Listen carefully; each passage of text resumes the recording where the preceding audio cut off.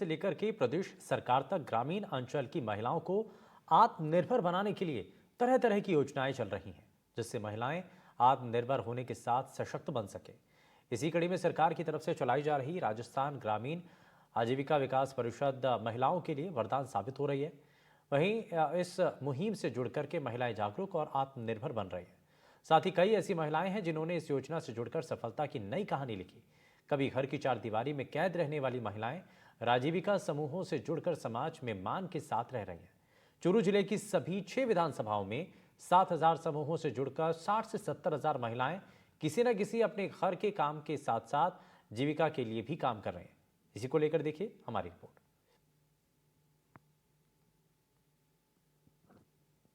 अभी वर्तमान में मैं अभी चूरू जिले की बात करूँ तो चूरू जिले में कम से कम हमारे 7,000 समूह हैं। 7,000 समूह में से 60,000 से 70,000 महिलाएं राजीविका से जुड़ी हुई है। और इनको हम हमारे डिस्ट्रिक्ट में 3 अलग-अलग वर्टिकल बने होते हैं।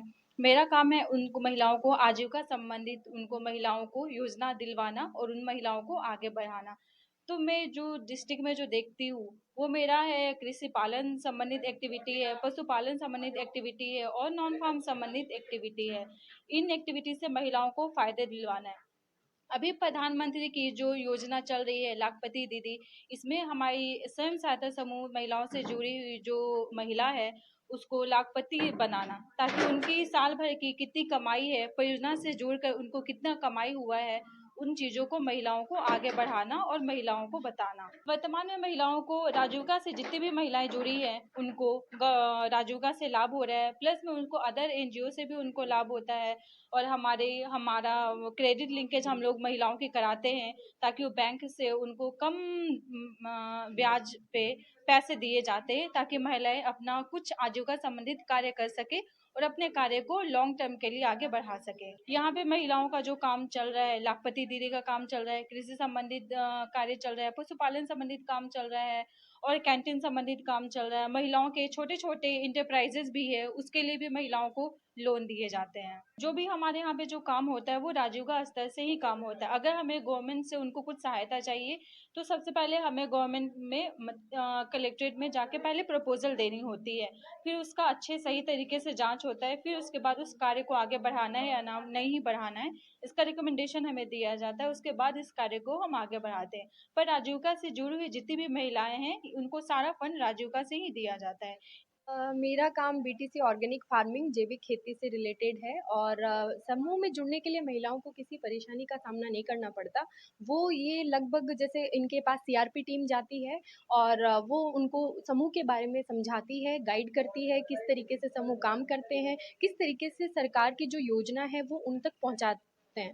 तो ये सारी चीज़ें उनको इसमें जुड़ने में परेशानी नहीं होती, सिर्फ़ आधार कार्ड और जो उनके नॉर्मल डॉक्यूमेंट्स होते हैं उनके आधार पर 10 महिलाओं का एक समूह बनता है और उनको जोड़ा जाता है।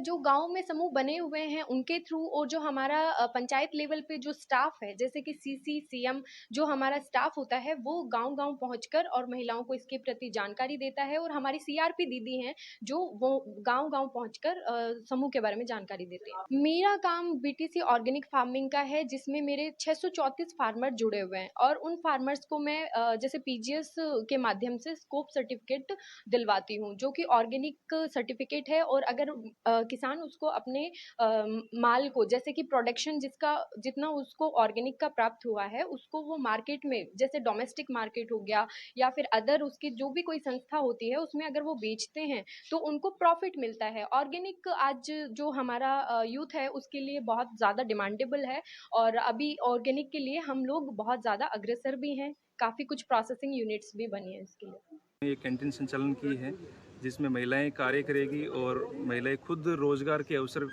पैदा करेगी, जिससे दूसरी महिलाओं को आत्मविश्वास हो कि हम भी कुछ काम कर सकते हैं। राजीविका उनके लिए एक वरदान साबित हो रहा है कि हर क्षेत्र में महिलाओं को आगे भागीदारी निभाने का मौका मिल रहा है। राजीविका के माध्यम से महिलाएं आगे बढ़कर जैसे ड्रोन दीदी के रूप में भी कार्य कर रही है, बहुत सारी सखियाँ के रूप में यहाँ महिलाएं कार्य कर रही है। जैसे हमारे सरदार से कृषि सखी, पशु सखी, कई प्रकार की सखियां हैं। वो सखी के रूप में महिलाएं आगे बढ़ने का उनको कार्य मिल रहा है राजीविका के माध्यम से और सरकार का भी इस पे विशेष फोकस है।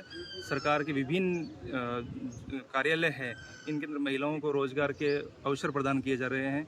और महिला कैंटीन भी संचालन की जा रही है। आजीविका के माध्यम से देश में आमूलचूल परिवर्तन हो रहा है महिलाओं के अंदर, क्योंकि हमारी केंद्र सरकार और प्रदेश में भजन लाल जी की सरकार महिलाओं के प्रति बहुत संवेदनशील है और आजीविका के माध्यम से महिलाओं में आत्मनिर्भर बनना और आत्म स्वावलंबन में उनमें एक ऐसी भावना हो गई कि हम खुद अपने स्तर पे कुछ कर सकती हैं और गांव में जगह जगह छोटे छोटे समूह बना करके और आजीविका के माध्यम से छोटे छोटे उद्योग धंधों के रूप में भी कार्य किया जा रहा है। मैं समझता हूँ महिलाओं में जागृति आई है, इसका आने वाले समय में अपनी पीढ़ियों में, लोगों में, बच्चों में, सब में इसका असर देखने को मिलेगा और महिलाएं भी अपने आप में आत्मसम्मान महसूस कर रही हैं, क्योंकि हमारी भारतीय जनता पार्टी की जो सरकार है, प्रधानमंत्री जी ने सबसे पहले लोकसभा में आरक्षण देकर के महिलाओं को आगे बढ़ाने का काम किया। उसके बाद में हमारे लोकप्रिय मुख्यमंत्री भजन लाल जी ने सरकार बनते ही आकर के शिक्षा के अंदर महिलाओं को 33% आरक्षण देकर के महिलाओं के मान सम्मान बढ़ाने का काम किया है।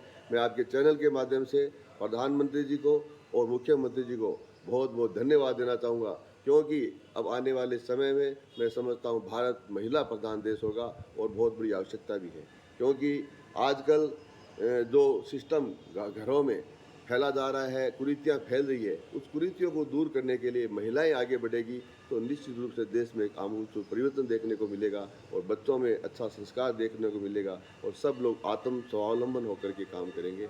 और मैं इस कार्यक्रम के माध्यम से सभी महिलाओं को बहुत बहुत साधुवाद और धन्यवाद देना चाहूँगा कि आप सब आगे बढ़ कर के काम करते रहें और एक देश में क्रांति के रूप में कार्य किया जा रहा है।